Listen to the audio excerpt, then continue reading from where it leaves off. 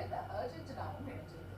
இந்தியாவை பொறுத்த வரைக்கும் அந்த 40 நாடுகள்ல இருந்து இறக்குமதி செஞ்சாலுமே டாப் சப்ளையர்ஸ் அப்படின்னு சொல்லக்கூடிய முதல் 5 நாடுகள்ல இருக்கிற நாடுகள் அப்படின்னு பார்த்தா முதல்ல இருக்கிறது ரஷ்யா தான். அதாவது இந்த ஆண்டு மே மாதத்துடைய கணக்குப்படி ஒரு நாளைக்கு இந்தியா இறக்குமதி செய்யக்கூடிய கச்சா எண்ணெய் 51 லட்சம் பீப்பாய். இது ஒரு நாளைக்கு. இதில் 38% அதாவது 19,60,000 பீப்பாய்கள் ரஷ்யால இருந்து இறக்குமதி செய்யப்படுது. இரண்டாவது நாடுன்னு பார்த்தா 12 லட்சம் பீப்பாய்கள் இறக்குமதி ஈராக்ல இருந்து செய்யப்படுது. இந்த பட்டியல்ல அடுத்து இருக்கிறது சவுதி அரேபியா. அங்க இருந்து 6,15,000 பீப்பாய்கள் இறக்குமதி செய்யப்படுது. அடுத்ததா ஐக்கிய அரபு அமீரகத்துல இருந்து 4,90,000 பீப்பாய்களும் முதல் 5 இடங்கள்ல அந்த 5வது இடத்துல இருக்கிறது தான் அமெரிக்கா.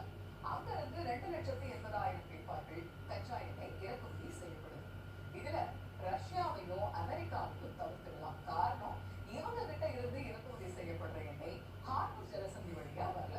மீதம் இருக்கக்கூடிய மத்திய கிழக்கு நாடுகளான ஈராக், சவுதி, ஐக்கிய அரபு அமீரகம் இந்த பகுதிகளில் இருந்து வர கச்சா எண்ணெய் ஹார்முஸ் ஜலசந்தி வழியா தான் வந்தாகணும். ஈரான்ல இருந்து நம்ம பெரிய அளவுல கச்சா எண்ணெய் இறக்குமதி பண்ணல அப்படின்னாலுமே மீதம் இருக்கக்கூடிய நாடுகள் அனுப்புற எண்ணெய் இந்தியா வந்து சேர்வதில் ஈரான் விதிக்கக்கூடிய முட்டுக்கட்டை நிச்சயமா எரிசக்தி பயன்பாடுல மிகப்பெரிய அளவுல